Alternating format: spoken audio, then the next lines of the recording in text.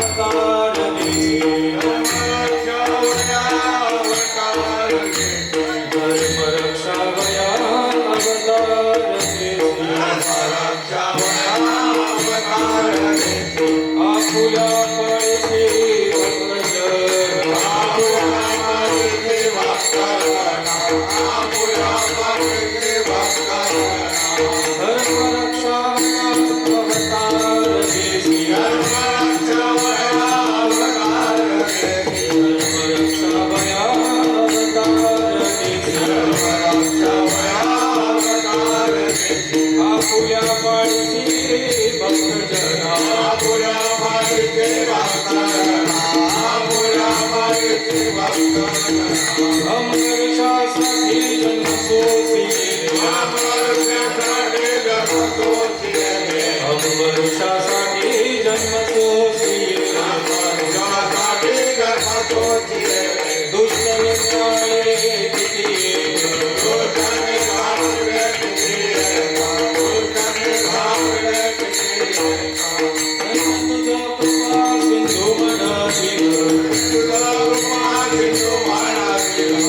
तुझा कृपा सिंधू मनातील तुझा कृपा सिंधू मनातील आपुलात बोल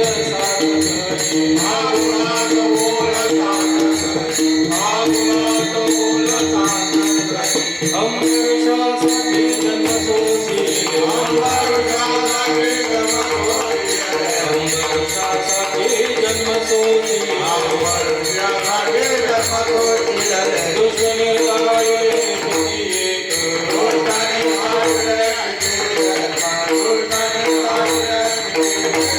तुका म्हणे तुझं वर्णिते पुराणे तुका म्हणे तुझं वर्णिते पुराणे होय नारायण दया सिंधू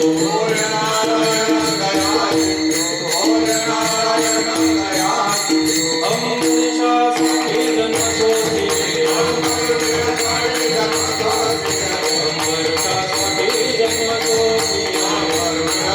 जन्म सोसिले दुष्ट निराळे किती एक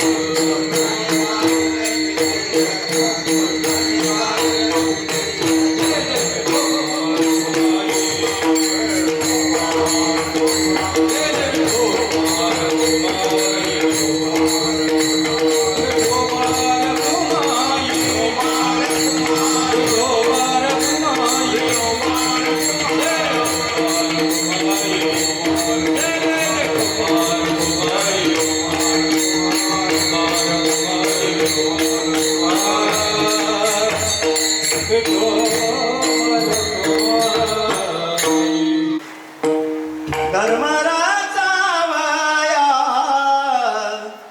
अवतार घेते धर्मराजा वाया अवतार घेते धर्मराजा वाया अवतार घेते धर्मराजा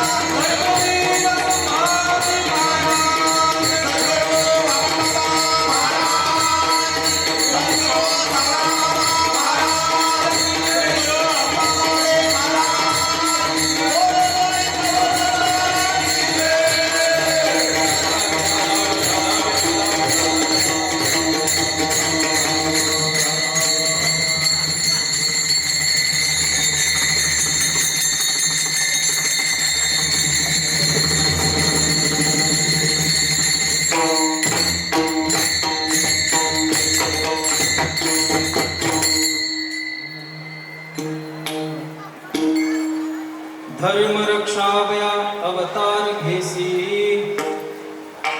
धर्म रक्षावया अवतार घेसी आपुल्या पाळीसी भक्तजना अंबरीषासाठी जन्म सोसिले दुष्ट निर्दाळीने किती एक धन्य तुझ कृपा सिंधू म्हणतील धन्य तुझ कृपा सिंधू म्हणतील आपुला तू बोल साच करे अंबरीषासाठी जन्म सोसिले दुष्ट निर्दाळीले किती एक तुका म्हणे तुझ वर्णिती पुराणे होय नारायणे दया सिंधू अंबरीषासाठी जन्म सोसिले दुष्ट निर्दाळीले किती एक विठ्ठल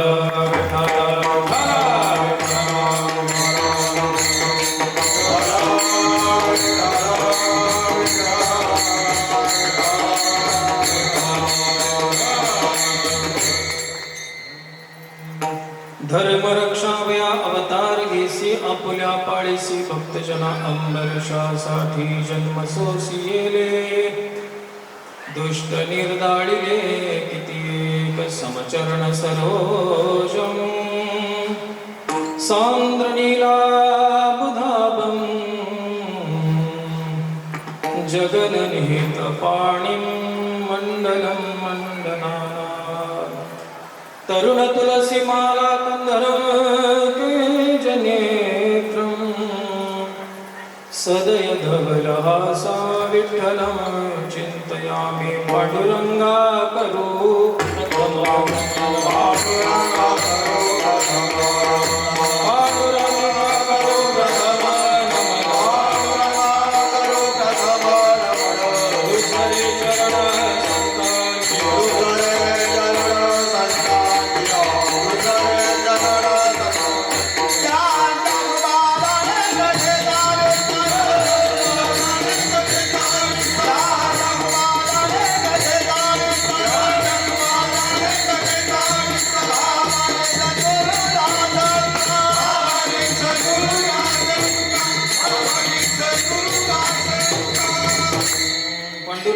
करू प्रथम नमन दुसरे चरण संतांची त्यांच्या कृपादाने कथेचा विस्तारू बाबाजी सद्गुरुदास तुका नमो विठ्ठला राजया पांडुरंगा नमो रुक्मिणी माऊली ज्ञान गंगा नमो पुंडरिका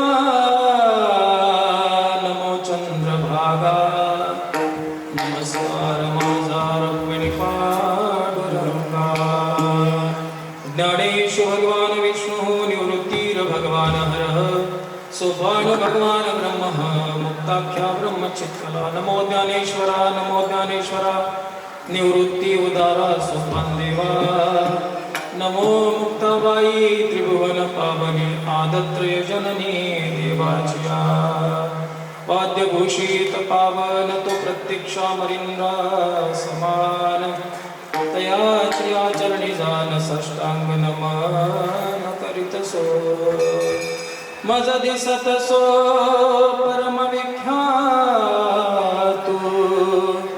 जो जान ब्रह्म याचा सुतू नारद जान नाम तितिक्षु तयाची आचरणी नमन गा जेणे धर्म जितविलाची बळी तो संभाजी जान नबाळी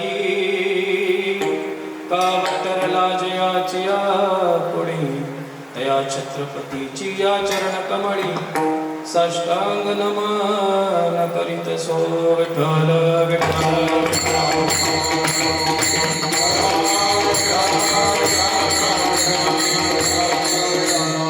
नागेंद्र हराय त्रिलोचनाय भस्मांगरागाय महेश्वराय नित्याय शुद्धाय दिगंबराय तस्मीनकराय नमः शिवाय शरबिंदु समाकारे परब्रह्म स्वरूपिणी वासरात पिटनिलय सरस्वती नमोस्तुते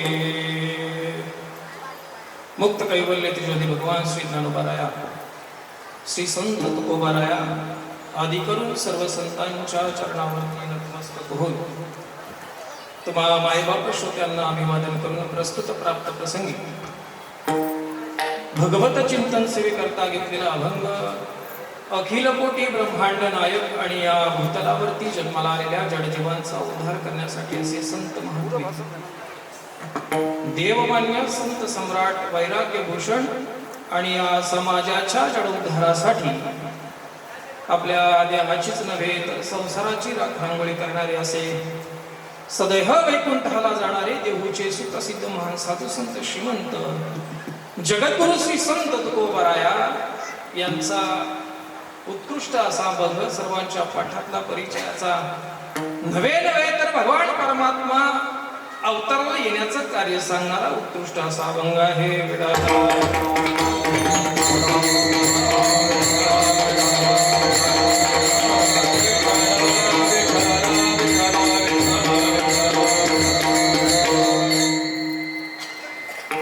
अभंगाला विस्तृतपूर्व सुरुवात करण्यापूर्वी अल्पसा परिहार देणं वाक्याचा आद्य कर्तव्य म्हणून गेली 32 वर्ष चालू असलेला हा एक दिवसीय श्री रामप्रभूंच्या जन्मोत्सवानिमित्ताची कीर्तनरूपी सेवा तद्निमित्ताने महापूजा असा हा एक दिवसीय उपक्रम मौजे डोंगऱ्याचा पाडा या गावामध्ये संपन्न होत आहे. जवळजवळ आपण 33व्या वर्षामध्ये पदार्पण केलेलं आहे. दुसऱ्या तपपूर्ती सोहळ्याकडे वाटचाल करत असताना खरं तर इथे आल्यानंतर फार प्रसन्न वाटलं. सगळी ज्येष्ठ मंडळी आहेत, श्रेष्ठ मंडळी आहेत, कीर्तनकार असतील, प्रवचनकार असतील, कथाकार असतील, नवे तर श्री सद्गुरु पावन बाबांच्या पदस्पर्शाने वास्तव्याने पुनित झालेल्या अशा या तुमच्या ठिकाण आहे डोंगऱ्याचा पाडा. नाव पण सुंदर आहे नाही का? असं डोंगराच्या ठिकाणी असले तर असं वाटतं फार भलं मोठं काहीतरी नाही का? डोंगऱ्याचा पाडा असं म्हणतात. डोंगरावर दिसत राजा दिसत असं म्हणतात आमच्याकडे. असं भव्य दिव्य असा संप्रदाय इकडे चालू आहे. सद्गुरू सावळाम बाबा असतील यांच्या कृपाशीर्वाद आहे, तसेच राजाराम महाराज वैकुंठवासी राजाराम महाराज उसाटणे, तसेच हरिभक्त पारायण वैकुंठवासी सुभाष भटजी यांच्या मार्गदर्शनाखाली, तसेच ग्रामस्थांच्या अथक परिश्रमातून माझ्यापर्यंत ही सेवा आलेली आहे. डोंगऱ्याचा पाडा ग्रामस्थ मंडळ दादा मला म्हटले की कोणाचे नाम उल्लेख करू नका. खरं तर वक्त्याने बोलत असताना आमचे बाबा सांगतात, बरोबर भावस्कर बाबा सांगतात, वक्त्याने बोलत असताना कीर्तनामध्ये कुणाची स्तुती करू नये. पण ज्यांनी कार्यक्रमाचं नियोजन केलेलं आहे, खरं तर कार्यक्रमाचं नियोजन करणं इतकं सोपं नसतं बरं का. कार्यक्रमाच्या नियोजनाकरता एकल्याचा नव्हे खेळ म्हणून वेळ जमविला. एकल्याचा कोणाचा खेळ नसतो. पण दादांचा मोठेपण दादांनी सांगितलं की संपूर्ण गावाचा उल्लेख करा. हो, खरं तर दादांनी मला फोन केला आणि त्यांच्या संपर्कातून मी इथपर्यंत येण्याचा प्रयत्न केलेला आहे. प्रभू रामचंद्रांच्या जन्मोत्सवानिमित्ताने जसं काही प्रभू रामचंद्र बोलण्याची बुद्धी देतील, माऊली ज्ञानोबराय जसं बोलण्याची बुद्धी देतील, तुम्ही संपूर्ण सुज्ञ असा श्रोतृवर्ग आहे.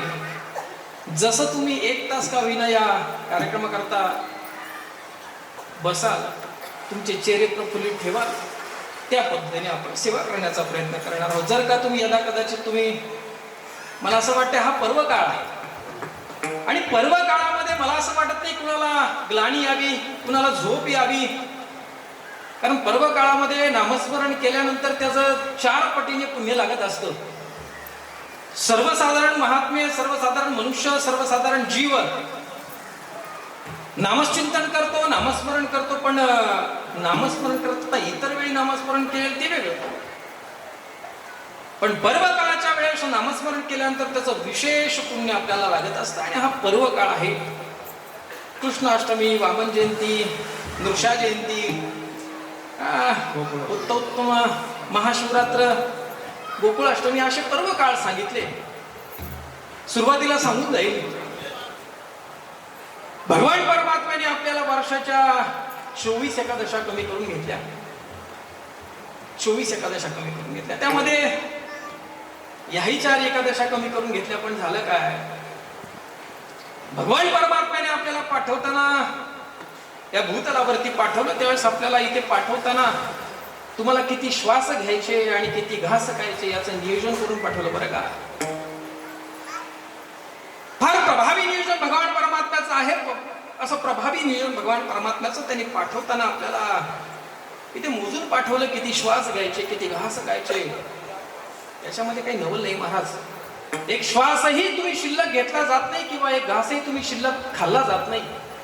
नवे तर एक श्वास तुम्ही कमी घेऊ शकत नाही किंवा एक घास तुम्ही कमी खाऊ शकत नाही. इतकं प्रभावी नियोजन भगवान परमात्म्याचं आहे. कारण संपूर्ण सृष्टीचा भ्राता जर कोण असेल तर तो म्हणजे भगवान परमात्मा आहे. माऊली ज्ञानोबराया 9व्या अध्यायामध्ये 8व्या क्रमांकाचा श्लोक आला. गतिर्भरता प्रभु साक्षी निवास शरणं सुरत प्रभव प्रलय स्थानम निधानम बीजमव्ययम. गतिर्भरता प्रभु साक्षी निवास शरणं सुरत प्रभव प्रलय स्थानम निधानम बीजमव्ययम. भगवान परमात्मा संपूर्ण जगाचा साक्षी नाथ आहे. तो सांभाळतो.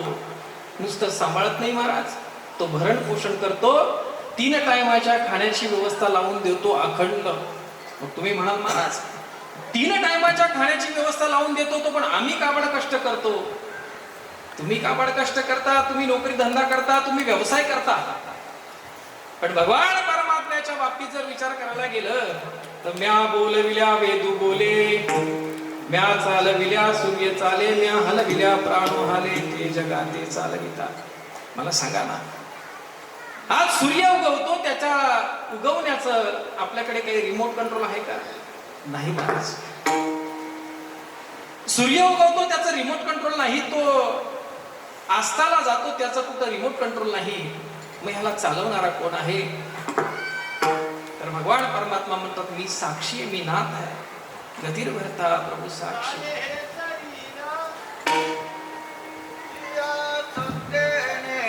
वेदाची बोलणे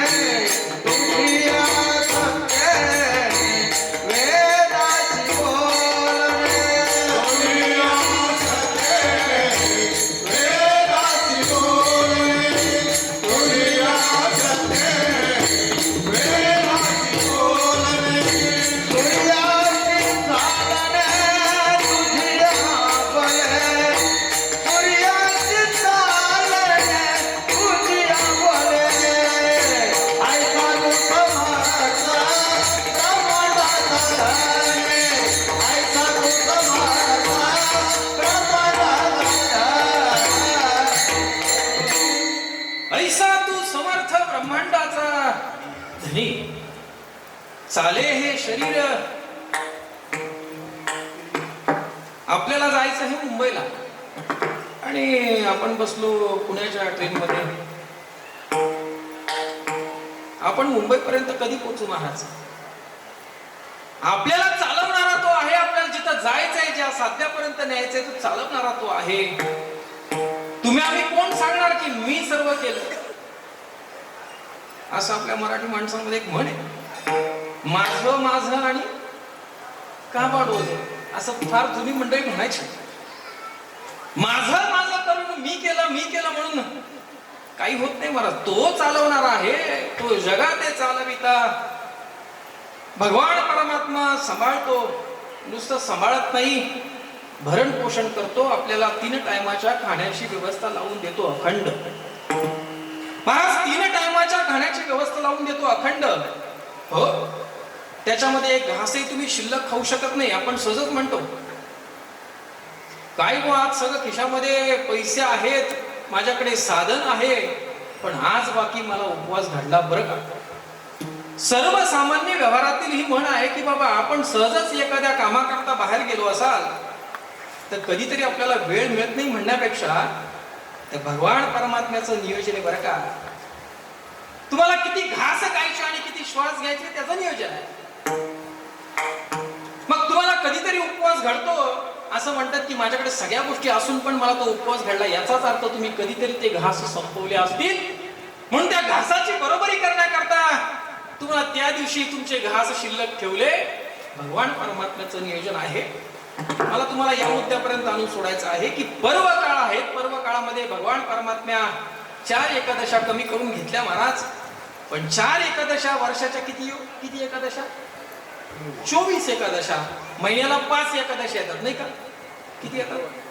2 एकादशी येतात. महिन्याला 2 एकादशा येतात. वर्षाच्या 24 एकादशा. 24 एकादशांमधल्या हे 4 पर्व काळ कमी करून घेतले. पण झालं काय?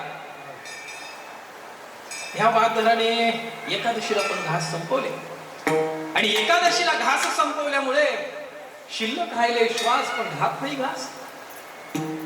बघा, व्यवहारातलं सांगतो, जास्त काही कठीण सांगत नाही. मला कठीण येत नाही ना म्हणून सांगत नाही. घास संपवल्यामुळे शिल्लक राहिले श्वास, पण राहत नाही घास. मग भगवान परमात्मा काय करतो आता? बरोबरी तर करायला लागेल. मग बॉम्बे हॉस्पिटलला ऍडमिट करतो, अपोलोला ठेवतो, मोठ्यात मोठ्या हॉस्पिटलला ऍडमिट करतो. नुसतं आयसीयू मध्ये ठेवतो महाराज, नुसतं आयसीयू मध्ये ठेवतो बरं का. आयसीयू मध्ये ठेवतो. डॉक्टर सांगतात फक्त व्हेंटिलेटर, फक्त श्वास, घास. मग मला सांगा, 4 महिने बॉम्बे हॉस्पिटलला ऍडमिट ठेवतो. 4 महिन्या एकट एकादशा भरण्यापेक्षा महिन्याला 2 एकादशा केलेल्या काय बिघडेल बरे? ते फराळ किंवा पोटभर फराळ करून एकादशा केल्या तर काय बिघडेल महाराज? भगवान परमात्म्याचं नियोजन आहे. भगवान परमात्मा सांभाळतो. असा हा पर्व काळ. या पर्व काळामध्ये तुम्ही ग्रामस्थ मंडळ, कीर्तनकार, प्रवचनकार असतील, कथाकार असतील, गायक वृंद असतील, वादक वृंद असतील, सर्वांच्या चरणावरती, प्रभू रामचंद्राच्या चरणावरती नतमस्तक होतो आणि विचारांना प्रारंभ करतो. विडाला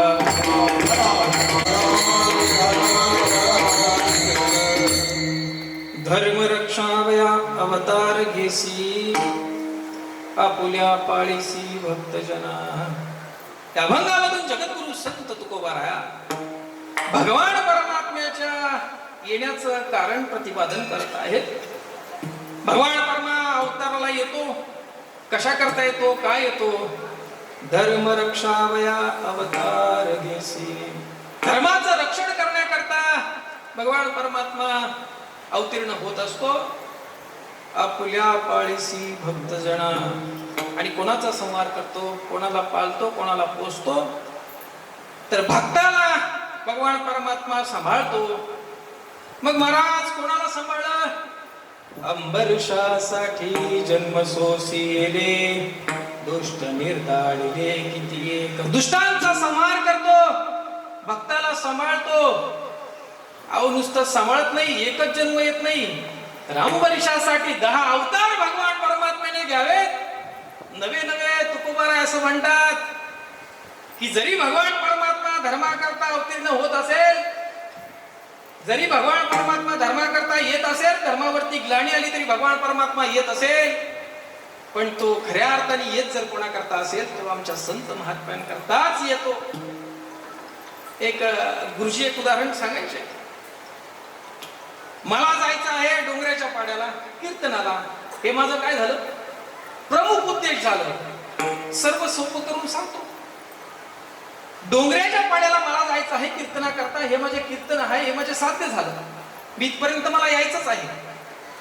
पण येता येता माझ्या परिचयाची जी मंडळी आहेत, म्हटलं आता कीर्तन केलं आहे तर त्यांना पण भेटून जावं.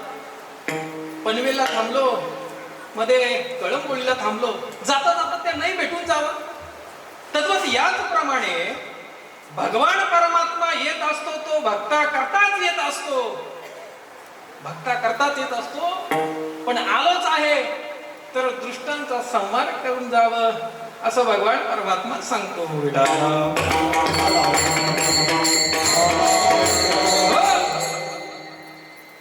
म्हणून भगवान परमात्माला धन्य तुझ कृपा सिंधू म्हणतील, आपुला तू बोल साच करी. तू कृपा सिंधू आहेस, कृपाळू आहेस, दयाळू आहेस.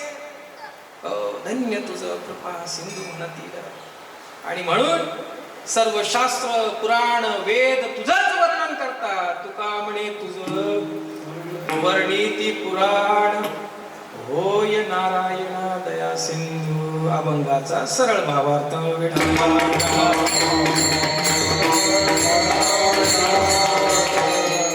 आपल्याकडे बरोबर 1 तास नाही म्हणता येणार, पण पाऊण तास राहिले. पाऊण तासामध्ये आपल्याला बराचसा अभंगाचा भावार्थ करायचा. की काय बाकी संसारातल्या गोष्टी सांगणार नाही. संसारातल्या गोष्टी सांगण्याकरता मी आलेलो नाही. जे काय बोलावं ते देवाविषयी बोलावं, जे काही बोलावं ते अभंगा व्यतिरिक्त बोलून अभंगाचं बोलावं. तुम्ही सर्व ज्येष्ठ मंडळी बसलेला आहात. नक्कीच अभंगाचा जसा माऊली ज्ञानोबा बुद्धी देतील त्या पद्धतीने आपण विस्तार करण्याचा प्रयत्न करू.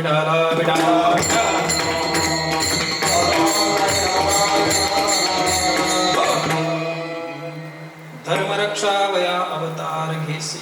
जगद्गुरु संत तुकोबाराय सांगतायत भगवान परमात्मा अवताराला येतो, धर्माचं रक्षण करण्याकरता अवताराला येतो. बघा, काही प्रारब्ध तुमच्या समोर ठेवेल म्हणजे तुम्हाला आपण अभंगापर्यंत पोहोचण्याचा मार्ग सापडेल आणि अभंगापर्यंत आपण निश्चित पोहोचू. अभंगामध्ये प्रवेश करण्यापूर्वी आपण एकच सांगेल की काही प्रारब्ध आपल्या समोर ठेवले गेले, पण त्यामध्ये अनिच्छा प्रारब्ध असेल, स्वइच्छा प्रारब्ध असेल आणि परेच्छा प्रारब्ध असेल.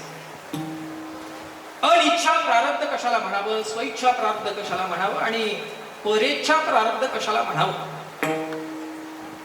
अनिच्छा म्हणजे इच्छा नसताना जन्माला यावं आणि इच्छा नसताना मरण पाहावं. त्याच्यामध्ये तुम्ही आम्ही सर्वसामान्य जीव तिच्यामध्ये येतो. कोणाकोणाला इच्छा आहे की बाबा मरावं, कोणच बोलत नाही, कोणालाच इच्छा नाही. कोणालाच असं वाटत नाही की मरावं. पाप पुण्य करुणी जन्मा येतो प्राणी, नरदेहा एवढी हानी केली.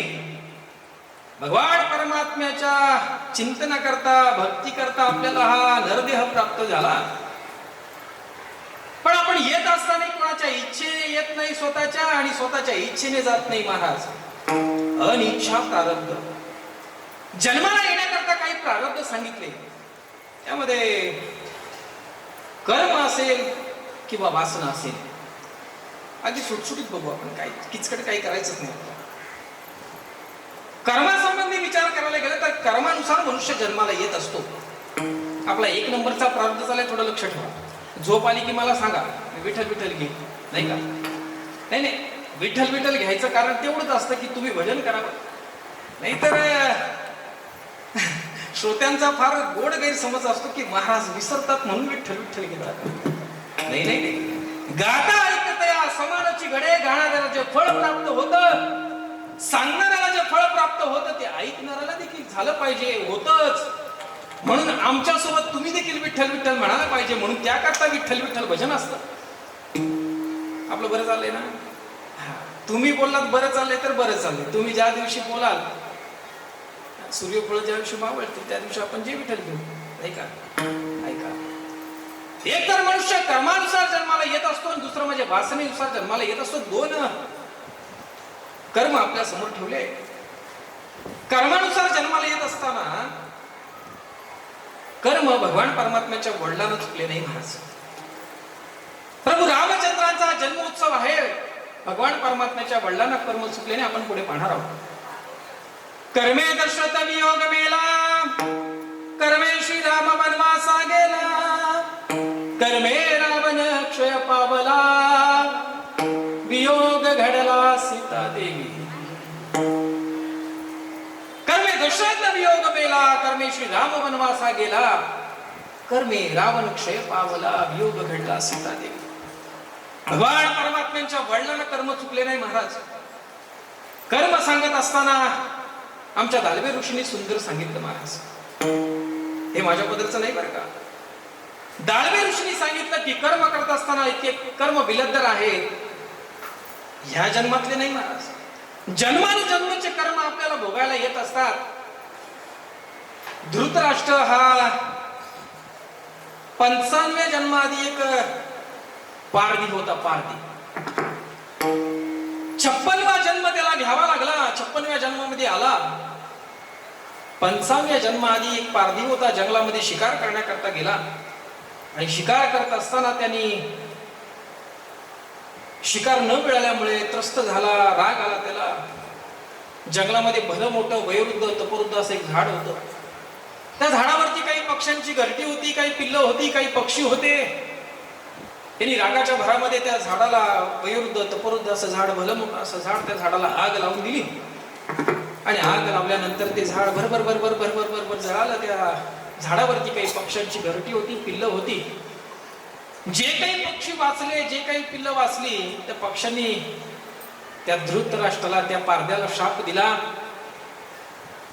जसे माझ्या लेकरांचे डोळे गेले, माझे लेकरं मृत पावली, काही पक्षी मृत पावले, तसं तू देखील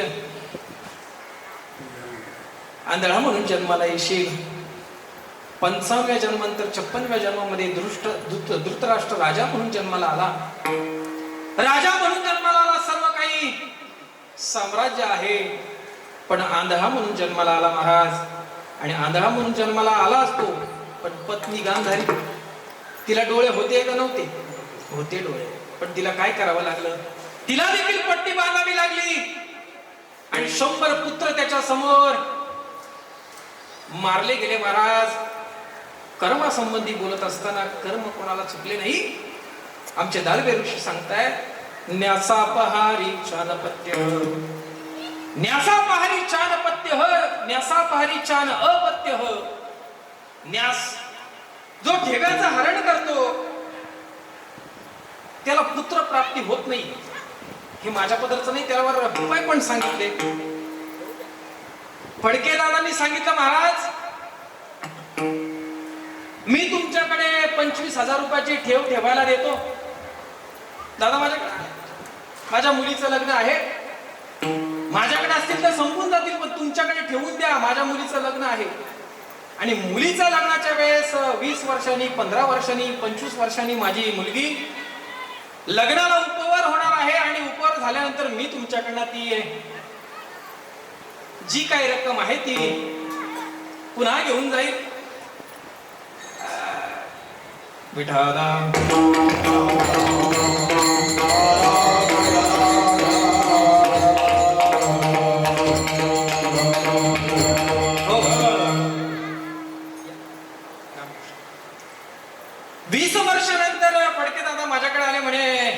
लांबूनच रामकृष्ण आले. रामकृष्ण हरी महाराज, रामकृष्ण हरी मी पाहिलं आणि पाहिल्यानंतर सांगितलं, कोण आपण?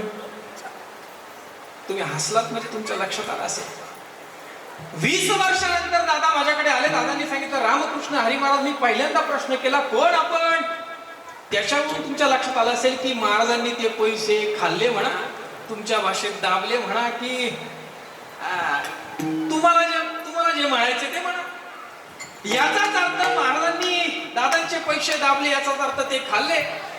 न्यासा पहा नीचान पत्य. एखाद्याची ठेव ठेवून घेतली आणि ती पुन्हा दिलीच नाही, त्याला पुत्र प्राप्ती होत नाही. बरीच वर्ष होतात लग्नाला, आपण म्हणतो की काय कर्म, या जन्मात तर मी चांगले कर्म केले.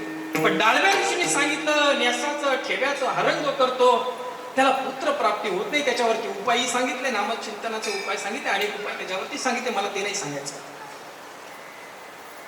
न्यासा पहारी चानपत्य रत्ना पहारीच अत्यंत दरिद्री. रत्नाचं हरण करतो, रत्नाच्या ठेव्याचं हरण करतो, तो अतिशय दरिद्री जन्माला येतो. आपण म्हणतो सगळं काही आहे मा, सगळं काही आहे, पण अतिशय दरिद्री. रत्नाचं हरण केलं मागच्या जन्मात किंवा आधी कोणत्या जन्मात रत्नाचं हरण केलं, हिरे जरत मुकुट सगळं चोरलं, रत्नाचं हरण केलं, अतिशय दरिद्री जन्माला आला. इथं म्हशी आहेत का कोणाच्या आहेत? मग सांगतो, नाही तर म्हशी असते तर नसतं सांगितलं. दुग्धचोर बहुपुत्री, दुधाची चोरी करतो. आता दुधाची चोरी करणं म्हणजे नक्की काय? एखाद्याच्या गोठ्यात गेला, त्याची म्हैस धरली, पाजली, त्याला दुधाची चोरी म्हणत नाही. मग दुधाची चोरी कशाला म्हणतात? दुग्धचोर बहुमूत्री, त्याला बहुमूत्री हा रोग लागतो. दुधाची चोरी करणं म्हणजे नक्की काय? तर आमच्या इथे मी एक दिवशी बदलापूरच्या इकडे कार्यक्रमाला चालू होतो. महाराज बदलापूरला कार्यक्रमाला जात असताना आमच्या इथे भिवपूर स्टेशन आहे, तिथे बरेच दूधवाले येतात. पहाटे पहाटे चालू होतो कार्यक्रमात, त्यांची पहाटेचीच वेळ असते दुधाची. पहाटे पहाटे तिथे जात असताना मी पाहिलं एक दूधवाला, त्या स्टेशनवरती नळ असतात पाण्याची, ती कॅन भरलेली दुधाची, आणि का कोण जाणे त्याची कॅन अर्धी असावी किंवा ते परिपूर्णता नसावी. त्याला धर नळाला ते झाकण काढलं, धर नळाचं भर, त्याच्यात धर नळाला भरून भर, त्याच्यात पाणी भर भर भरलं. मी म्हटलं का हो असं का? थोडं दूध कमी होतं. दुधाची चोरी करणं म्हणजे काय? दुधात पाणी मिक्स करणं म्हणजे दुधाची चोरी करणं. दुग्धचोर बहुमूत्री, जो दुधाची चोरी करतो त्याला बहुमूत्री हा रोग लागतो. धान्य हरणं मूषक, हा धान्याची चोरी करतो तो मूषकाच्या जन्माला जातो. धान्याची चोरी करणं म्हणजे काय? आता रेशनिंग मध्ये धान्याची चोरी होत नाही, नाही तर पूर्वी धान्याची चोरी अहो खालूनही मापतात तेवढंच ना, वरूनही तेवढंच. रॉकेलचं मापट खालूनही तेवढंच मापट असायचं ना, वरूनही तेवढंच असायचं. धान्याची चोरी करणं म्हणजे काय? रेशनिंग वाला कधी एकदा साखरेचं पोत सासूरवाडीला गायब करतो ते कळत नाही. मला झाली सांगतो, रास्त धान्य संपलेलं आहे. धान्याची चोरी करणं म्हणजे हा रेशनिंग वाल्यांना विचारा, आहे का कोण रेशनिंग वाला? मला जायचंय कर्जतला.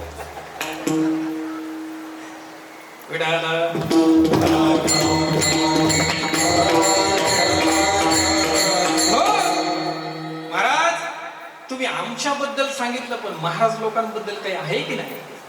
महाराज लोकांबद्दल डाळवे ऋषी काही सांगतात की नाही? हो, महाराज लोकांबद्दल पण सांगतात. देवलाश चांडाला हा देवलाचं धन हडप करतो, देवळाचं संपत्ती हडप करतो, तो चांडाळाच्या जन्माला जातो. महाराज कशी देवळाची संपत्ती हडप करणार? संस्थेकरता पावती बुक एकाचे 2 केले, एक पावती बुक जरी छापलं तरी त्याच्याबरोबर दुसरी एक प्रत छापणं. देवलाश चांडाला हा देवळामध्ये फाडलेल्या पावत्या, पंक्तीच्या फाडलेल्या पावत्या, वारीमध्ये फाडलेल्या पावत्या, खिसवे उलटे करा, खिसे उलटे करा. 1 रुपया जरी खिशामध्ये चुकून म्हणतोय मी, चुकून जरी राहिला, देवलाश चांडाला देवळाचं धन हडप करतो, तो चांडाळाच्या जन्माला जातो. मग चांडाळ कोळा म्हणावं हा एक विषय आहे. ब्राह्मणेन मुद्रा उत्पादित इति या सहा चांडाला. ब्राह्मणेन ज्याची बाप ब्राह्मण आई शूद्र यापासून झालेली संतती, तिला चांडाल म्हणावं. चांडाळची व्याख्या केली. शास्त्र फार मोठं आहे महाराज, ऐका. आपण व्यवहारी जीवन जगत असताना पाणी कुठून सोडावे इथपासून शास्त्र आहे, पण आपण पाणी सोडत असताना कधी एकदाचं पाणी फेकतो ना, कधी आपण भोजनाला सुरुवात करतो. शास्त्र आपल्याला फार मोठं आहे. चला माझं विषयांतर, माझ्याकडे वेळ कमी आहे. देवळाचं धन हडप करतो तो चंडालाच्या जन्माला जातो. पुढे परत सांगितलं मार्जरा पीत पाणी. मला नाही सगळं सांगायचं. माझा मुद्दा एवढाच आहे, कर्मासंबंधी बोलत असताना कर्म कोणाला चुकले नाही महाराज. एक तर कर्मानुसार मनुष्य जन्माला येत असतो आणि दुसरं म्हणजे वासनेनुसार मनुष्य जन्माला येत असतो. वासना किती बिलकदार आहे, किती बिलकदार आहे वासना. वासने संबंधी सांगत असताना एखाद्या व्यक्तीला बरीच वर्ष होतात, मूल बाळ होत नाही. वडिलांची फार इच्छा असते अंतःकरणामध्ये की पोराला पुत्र प्राप्ती नाही, मुलीला पुत्र प्राप्ती नाही. वडील विचार करतात की काय करावं, पण विचार करता करता करता करता त्याग होतो. निघून जातात, इहलोकीची यात्रा संपून जातात. पण होतं काय, ते गेल्यानंतर लगेचच पोराला पुत्र प्राप्ती होते, मुलीला पुत्र प्राप्ती होते. आणि पुत्र प्राप्ती झाल्यानंतर ते पोरग जन्माला आल्यानंतर आपण सहजच म्हणतो जसे आजोबा चालायचे तसाच हे पोरग चालतंय. जसं आजोबा वावरायचे तसं हा पोरगा वावरतो. नव्हे तर आजोबांच्या पाठीवरती जशी खूण होती तशीच या लेकराच्या पाठीवरती आहे. आजोबांसारखाच आहे. नाही महाराज, मी म्हणेल आजोबांसारखा नाही, तो आजोबाच आलेला आहे. जशी अंतकाळाच्या वेळेमध्ये वासना उत्पन्न होईल तसा पुढचा देह हा घेतला जात असतो. जसं आपण अंतकाळाच्या वेळेत जसं काही विचार करू, अंतकरणामध्ये जशी भावना ठेवू, जसे डोक्यामध्ये विचार ठेवू, तसा पुढचा जन्म आपल्याला घ्यावा लागत असतो. जडवर्त राजा हरणी गर्भा गेला, घाला तो घातला वासनेने. ज्याच्या नावावरून आपल्या देशाला, भारत देशाला भारतीय नाव पडलं असा जडवर्त राजा. सर्व संघाचा परित्याग करून जडवर्त राजा वनामध्ये गेला. कशा करता गेला? फक्त नामचिंतन करण्याकरता गेला महाराज. नामचिंतनाची साधना इतकी व्यापक आहे की नामस्मरणातून काही घडत नाही महाराज. ज्या दिवशी तुम्ही नामस्मरण कराल, आता तर पुण्य लागतच, पण नामस्मरणाची ताकद अशी आहे, एक शास्त्रकारांनी सांगितलं, भजन करा विठाल.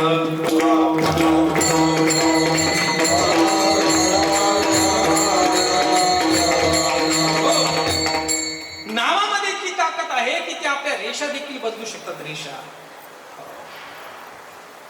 आपल्या हाताच्या रेषा बदलू शकतात, इतकी नामस्मरणामध्ये ताकद आहे.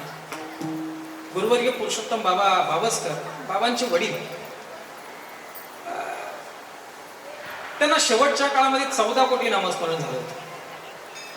14 कोटी. आजही आमच्या प्रत्येकाच्या खिशामध्ये काउंटिंग असतं. आता काही लोक म्हणतात बाबा ते तुम्ही दाखवण्याकरता करता. दाखवण्याकरता नामस्मरण करायचं नसतं. हातामध्ये काउंटिंग ठेवणं म्हणजे ते साधन आहे. साधन का सापडलं की अपेक्षित साध्याची प्राप्ती त्याला झाल्याशिवाय राहत नाही. साधन चुकलं की अपेक्षित साध्याची प्राप्ती त्याला होत नाही. साधन पाहिजे, साधनाशिवाय साध्य मिळणंच अशक्य आहे. म्हणून साधन अवलंबलं पाहिजे. दाखवण्याकरता नामस्मरण होत नाही. हे काउंटिंग आहे, ते फक्त साधन करण्याकरता. हातामध्ये काउंटिंग असल्यानंतर ते आपल्याला ज्ञात राहतं की नामस्मरण चालू ठेवावं. आता ते आहे, याची इतकी सवय झाली महाराज की ते काउंटिंग नसेल तरी आमचं पोटी ते राहतं. राम राम राम राम राम राम राम राम राम राम राम राम. नामस्मरणामध्ये इतकी साधना आहे, नामस्मरणामध्ये इतकी शक्ती आहे. या धात्रा लिखितम भाले तन्मुषा नैव जायते ऋते श्री रामदासानम प्रेम निर्भर चेतसा. या धात्रा, धाता म्हणजे ब्रह्मदेव. ब्रह्मदेवाने जे आपल्या कपाळावरती लिहिले ते कधी खोटं नाही ठरू शकत. खोटं ठरू शकतं का? नाही. या धात्रा लिखितम भाले तन्मुषा नैव जायते ऋते श्री रामदासानम. जर का तुम्ही त्या भगवान परमात्म्याचं राम नाम जर आवडीने घ्याल तर तुमच्या त्या रेषा देखील बदलू शकतात. इतकी राम नामामध्ये ताकद आहे महाराज. विठाला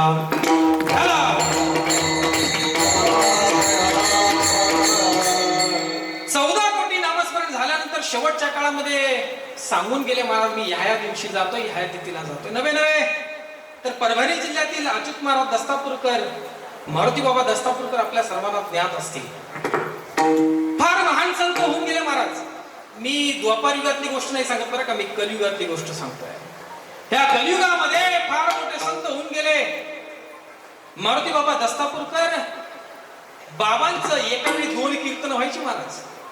एका वेळी परभणी जिल्ह्यामध्ये एका वेळी 2 कीर्तन ज्या महात्म्यांची व्हायची, असे महात्मे कर्म कोणाला चुकले नाही महाराज. शेवटच्या काळामध्ये पायाला जखम झाली, आळ्या पडल्या पायामध्ये. आळ्या काढतात आपल्याला. आळ्या पडल्या पायामध्ये तुमच्या आमच्या सारखे लोक पाहायला जायचे. बाबा झोपलेले असायचे तर त्याच्यामध्ये काही आळ्या काढायच्या, बाबांना त्रास होऊ नये म्हणून. बाबांनी उठावं आणि सांगावं, अहो हे त्यांचं जसं घर आहे ना, हे जसं माझं घर आहे तसं ते त्यांचं घर आहे. माझे कर्म मला भोगू दे. कोणाचे? ज्यांची एका वेळेस 2 कीर्तन व्हायची. किती साधना असावी. तुम्ही आम्ही किती नामस्मरण करतो. अहो डोंगराला आग लागली आणि आम्ही चमच्याने पाणी शिंपडायला गेलो. आग विझणारे का महाराज? अहो नामस्मरण इतकं झालं पाहिजे. भगवान परमात्म्याचं नामचिंतन असं करा, ते कर्म बदलले पाहिजेत. विठ्ठला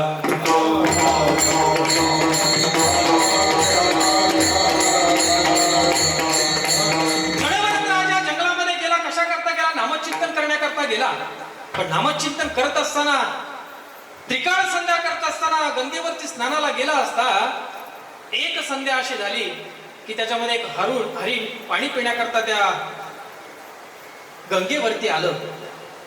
हरिण पाणी पित असताना अचानक वाघाची डरकाळी त्या हरणाच्या कानावरती पडली. हरिण भयभीत झालं. ते हरिण एकटं नसून ते गर्भवती होतं. असं गर्भवती असलेलं हरिण प्रसूत झालं जाग्यावरती. भयभीत झालं. नवे ते प्रसूत झालेलं हरिण त्या हरणाचा पाडीस त्या पाण्यामध्ये पडलेला आहे. पशु काय पाप पुण्य जाणती, उत्तम मध्यम भोग भोगी. त्याला काय कळतंय पाप पुण्य? एखादी माता असती तर तिने लगेच आपल्या उराशी कवटाळलं असतं, पण ते पशु होतं महाराज, त्याला काय कळतं पाप पुण्य? त्या हरणाच्या हरणाने आपला जीव वाचवण्याकरता तिथून पळ काढला. ते निघून गेलं. भयभीत झालं. त्या हरणाचा पाडस त्या पाण्यामध्ये पडलेला आहे. जडभरत राजा ते दृश्य पाहतोय. जडभरत राजाने विचार केला, जर काय हरणाच्या पाडसाला जर का आपण इथून उचललं नाही तर ह्याचं हत्येचं पातक माझ्या माथी लागेल. ह्याला एखादा हिंस्र प्राणी येऊन खाऊन जाईल.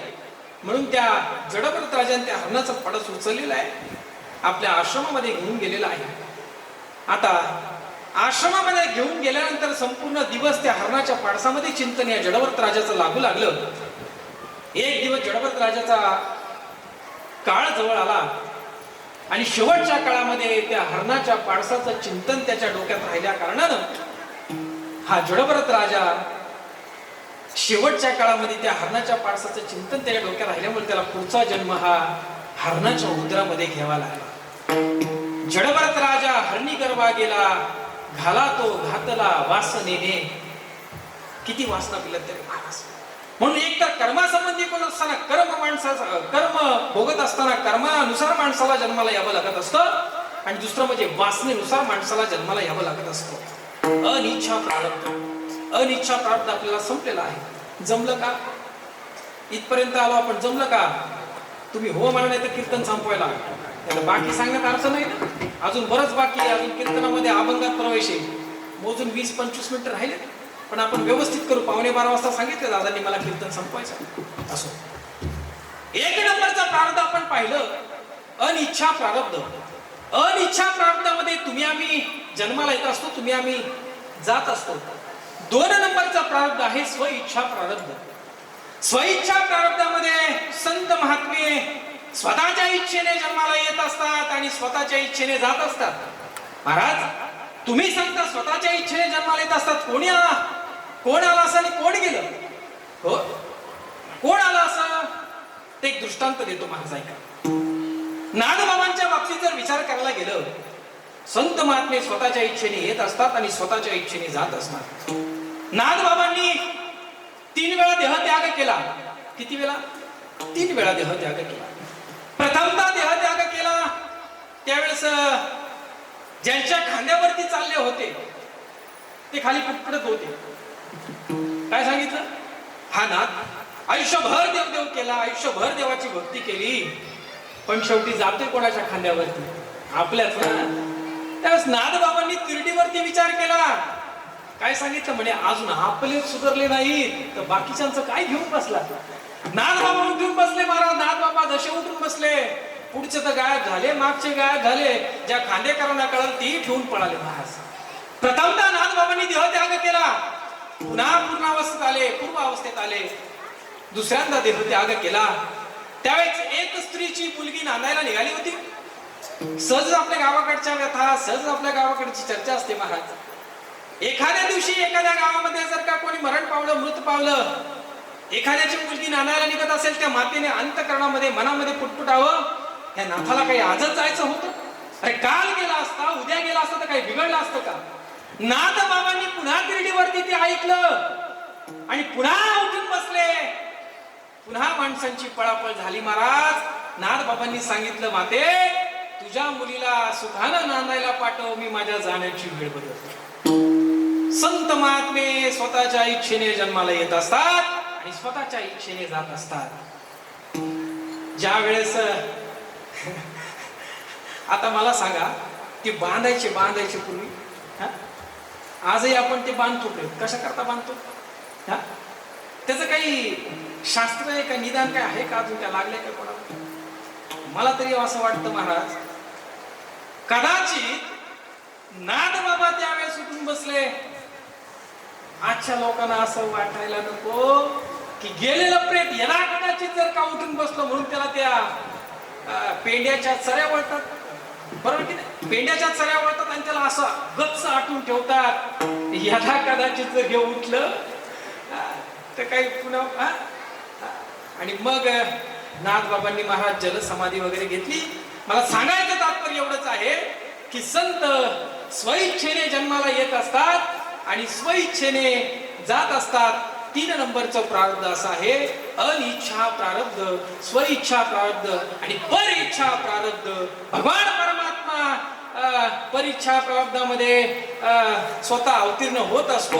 ज्या ज्या वेळेस धर्मावरती ग्लानी येते, अधर्म वाढतो, भक्ताचा छळ होतो, त्या त्या वेळेस भगवान परमात्मा अवतीर्ण होत असतो. अभंगाचं प्रथम चरण. धर्म रक्षावया, धर्म रक्षावया, धर्म रक्षावया, अवतार घेते.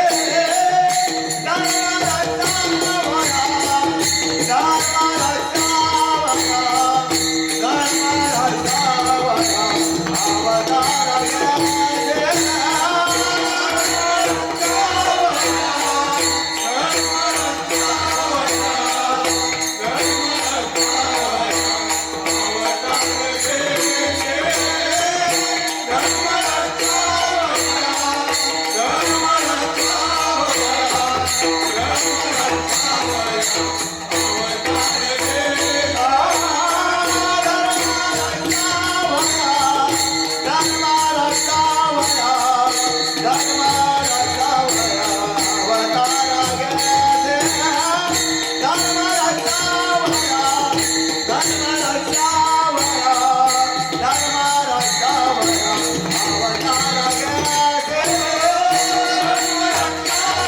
राजाने हे सगळं उभं केलं. एखादी दाढी वाढायला सांगितलं, राजा तुम्ही पुन्हा जन्माला या.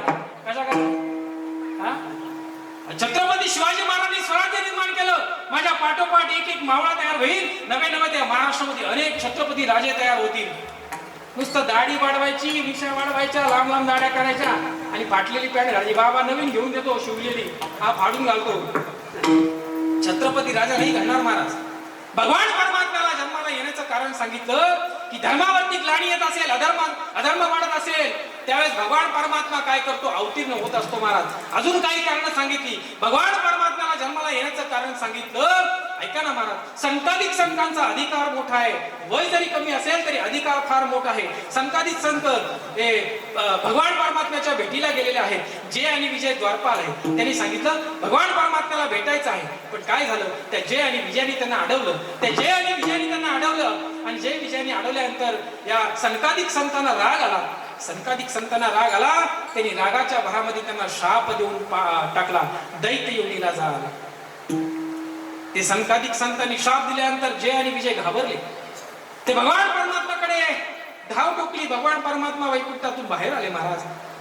बाहेर आले आणि सांगितलं आता संकाधिक संतांनी जो शाप दिलेला आहे तो काही खोटा नाही ठरणार. पण एक करा, काय करा, 7 जन्मानंतर तुम्हाला काय करेल, पुन्हा तुम्हाला दैवयोनीमध्ये येता येईल, पुन्हा तुम्हाला येता येईल. पण झालं काय महाराज एवढे दिवस 7 जन्म 7 दिवस थोडे कमी करा ना. म्हणून काय सांगितलं तर 3 जन्म भगवान परमात्म्याची विरोधी भक्ती करा.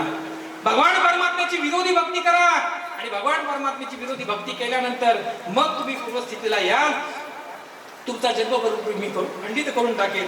झालं काय महाराज, जय विजया करता भगवान परमात्म्याला अवतीर्ण व्हायचं आहे. आणि दुसरी गोष्ट अशी की ती रुंदेचा पती कोण बोला, कोण आपल्या इथला कुठला, जालिंदर. कुठला, रुंदेचा पती जालिंदर. ती रुंदा कोण होती, कोण होती, ज्याच्या डोक्यावरती पदर त्याला कळेल कोण होती. ती मला पुढच्या वर्षी महाराजाला बोलू. ती कोण होती, पतिव्रता होती. पतिव्रता जिची देवावरी सत्ता, ती पतिव्रता. रुंदा पतिव्रता होती महाराज. तो जालिंदर राक्षस माजला गेला. नवे कुणालाच तो आवरीनसा झाला. कुणाला तर द्या सोडून भगवान शंकराला पण आवरीनसा झाला. म्हणून काय केलं, भगवान विष्णूंकडे सगळेजण गेले. म्हणजे कुठेतरी थांबवा ना म्हणा, कुठेतरी थांबवा. आता जर का भोल्या शंकराचा त्यांनी वध केला तर काही खरं नाही महाराज. म्हणून विष्णू आले महाराज. विष्णूंनी विचार केला काय करावं. ती पतिव्रता आहे, तिने काय केलं, त्या जालिंदरचं रूप धारण केलं. जालिंदरचं रूप धारण करून तिच्या महालामध्ये गेले. महालामध्ये गेल्यानंतर सांगितलं इतक्या लवकर आले, हो विश्राम झालेला आहे म्हणून लवकर आलो. आणि गेले आणि आराम करायला लागले. आराम करता करता तिने विचार केलं, पतिव्रता होती. तिने काय केलं, पाय दाबायला सुरुवात केली. आणि पतिव्रतेचा असा आहे की पतिव्रता आपल्या पतीशिवाय दुसऱ्याची सेवा करू शकत नाही. नवे ती अंतःकरणामध्ये दुसऱ्या पुरुषाचा विचार देखील करू शकत नाही. आणि झालं काय, पाय दाबता एक सेवक आला आणि सेवकाने हातामध्ये मुंडकं धरून आला. त्याने पाहिलं काय झालं, जालिंदरचा वध झाला. का झाला, तिचं पातिव्रत्य भंग झालं. इकडे पातिव्रत्य भंग झालं, तिकडे जालिंदर मारला गेला. जालिंदराचं मुंडकं घेऊन तो इथपर्यंत आलेला आहे. आणि ज्यावेळेस रुंदेला कळलं की हा माझा जालिंदर आहे तर हा कोण आहे, भगवान विष्णू पूर्वस्थितीमध्ये आले. पूर्वस्थितीमध्ये आल्यानंतर भगवान विष्णूंनी रुंदेनी भगवान विष्णू संपद म्हणून जरा पळत सांगतो. असू दे ते माईकचा आवाज आल्यानंतर कळालं मला, 11:15चा टायमिंग दिला होता. असू दे. भगवान परमात्मा शिळा म्हणून प्रकट झाले. आणि शिळा म्हणून प्रकट झाले आपण म्हणतो ती रुंद आहे, तिने भगवान परमात्म्याला शाप दिला. पण भगवान परमात्म्याला शाप दिल्यानंतर भगवान परमात्मा शिळा होईल. तिकडून लक्ष्मी माता आल्या. सांगितलं अगं ह्या सृष्टीचा दाता आहे, ही सृष्टी जर थांबली तर कसं का होईल. म्हणून भगवान परमात्म्याने पूर्वस्थितीत आणले. पण सांगितलं की जसा मी माझ्या पतीच्या विरहामध्ये व्याकुल होत आहे तसा देवा तू देखील तुझ्या पत्नीच्या विरहामध्ये व्याकुल होशील. आणि काय झालं तर भगवान परमात्म्याला तो शाप दिला आणि रुंदा सती गेल्यानंतर तिथे एक वृक्ष तयार झालं. ते वृक्ष म्हणजे तुम्ही आम्ही ज्याची पूजा करतो ते तुळशी वृंदावन, तुळशीची पूजा करणं. म्हणून आम्ही तुम्ही कसली पूजा करतो, ती पतिव्रता होती म्हणून तिची पूजा करायची असते बरं का. डोक्यावरती पदर घेऊन आणि सकाळी पहाटे 12 वाजता, किती नाही सकाळी पहाटे 4 वाजता, 4 वाजता त्याची पूजा करायची असते. 4 वाजता पूजा करायची, ती पतिव्रता होती. म्हणून मला सती गेली, तिथे वृक्ष तयार झालं. आणि सांगितलं गंडकी नदीच्या पात्रातून दामोदर कुंडामधून जे शिळा म्हणून भगवान परमात्मा प्रगट झाले ते म्हणजे काय, बोला तुम्ही बरोबर म्हटलं, तुम्हाला माहिती आहे. शाळीग्राम म्हणून प्रकट झाले. म्हणून तिने सांगितलं रुंदे मी तुझ्या शेजारी सदैव वास करील. म्हणून ते शाळीग्राम आपण कशामध्ये ठेवतो, तुळशी वृंदावनामध्ये शाळीग्राम असलं पाहिजे. आणि मग सांगितलं हा शाप जो दिलेला आहे तो खोटा ठरणार नाही. पण काय झालं, जसं मी माझ्या पतीच्या विरहामध्ये व्याकुल झालेले आहे तसं देवा तू देखील व्याकुळ होशील. आणि मग पुढच्या जन्मामध्ये तो जालिंदर जो आहे तो रावण म्हणून झालेला आहे नाही का. आणि तुम्ही राम झालेले म्हणून रावणाच्या युद्धामध्ये बरोबर आहे ना, राम रावणाच्या युद्धामध्ये तुम्ही रावण झालेला आहात, तुम्ही राम झालेले. आणि सीतेला रावणाने पळून नेलेले आहे. भगवान परमात्म्याला शाप दिला. आता बोलण्याच्या इतकं स्पीड झालं की त्या कथा देखील विसरायला लागलो महाराज. पण असं चालत असतं. रावणाच्या युद्धामध्ये सीते मातेला पळून नेलं आणि तो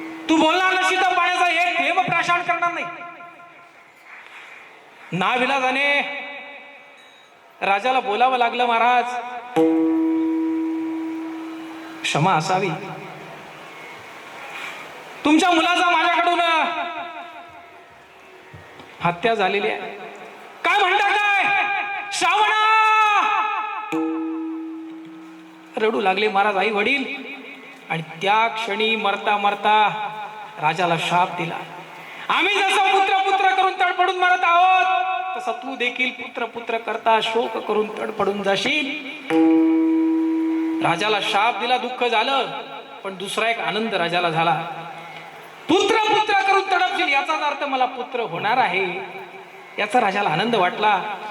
महाराज राजा आपल्या परतीच्या प्रवासाला निघाला. परतीच्या प्रवासाला जात असताना राजाने पुत्रकामेष्टी यज्ञ केला. यज्ञ केल्यानंतर जो प्रसाद दिला तो 3 राजांच्या हातावरती दिला.